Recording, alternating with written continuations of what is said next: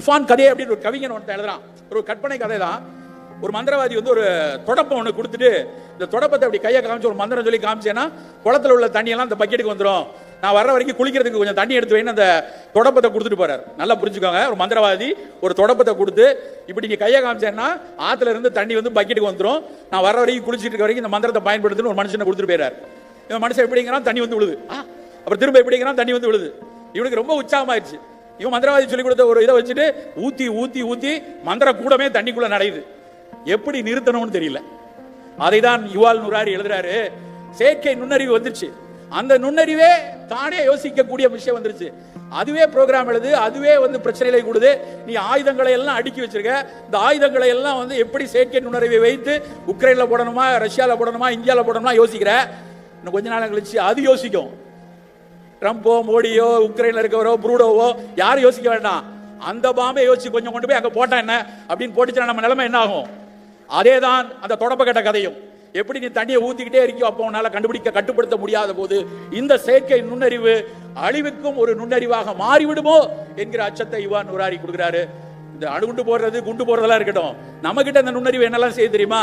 இன்னைக்கு மத்தியானம் நான் வந்து சேலத்தில் என்னுடைய மருத்துவமனையில் பேஷண்ட் பார்த்துட்டு இருக்கிறேன். பசி, நாங்கள் 3 பேரும் சேர்ந்து, நான் என்னுடைய துணை மருத்துவர் உதவியாளர், பசிக்கிறது, ஏதாவது சாப்பாடு வாங்கமா, சாப்பிட்டுட்டு நான் சாயந்தரம் இங்கே போனோம் அப்படின்னா அந்த அம்மா சொமேட்டோவோ ஸ்விக்கியோ எடுத்து போடுறாங்க. போட்ட உடனே அது வந்து காட்டுது, சார் நம்ம அட்ரஸ் கரெக்டாக இருக்குது சார், முன்னாடி இருக்க எவனோ ஒருத்தர் இங்கே போட்டிருக்கான், அட்ரஸை காட்டுது. அடுத்து தயிர் சாதம் வேணுமான்னு கேட்குது, சார் தயிர் சாதம் எப்போ வாங்கியிருக்கோம், அது ரெடியாக இருக்குது அதில். ஸோ எதை நீ சாப்பிட்டு இருக்கிற, எதை உன் ஃப்ரெண்ட்ஸு சாப்பிட்றான், இதெல்லாம் அது தயார் நிலையில் வச்சுக்குது. அப்போ உனக்கு என்ன பசிக்கு தேவைன்னு நீ கேட்க முடியாது, சொமேட்டோவும் ஸ்விக்கியும் முடிவு பண்ணும் நீ எதை சாப்பிட வேண்டும் என்று. அது செயற்கை நுண்ணறிவால் முடியும். இதெல்லாம் யோசிக்க முடியாத அளவுக்கு இப்பவே வந்தாச்சு. இன்றைக்கே உன் குழந்தைக்கு நம்ம வந்து வடை வாங்கலாம் அப்படின்னு நினைச்சு போய் வடை அப்படின்னு போட்டு பார்ப்போம், அது உடனே டக்கு டோனட்டை காட்டும். சார் வடை மாதிரியே இருக்கு, ஆனா அது இனிப்பா இருக்குமாமே. ஏர்போர்ட்ல எல்லாம் 150 ரூபாய்க்கு விற்கிறான், நம்ம பேசாம இந்த டோனட்டே வாங்கிடலாம் அப்படின்னு வடை வாங்குறவன் டோனட்டுக்குள்ள போயிருவான். அப்ப யார் டோனட்டை விற்கிறா? அவன் இல்ல, ஆர்டிபிஷியல் இன்டெலிஜென்ஸ் விற்குது. ஸ்விக்கி முதலாளியும் யோசிக்கல, சொமேட்டோ முதலாளியும் யோசிக்கல, யோசிக்கிறது யார்? தொழில்நுட்பம்.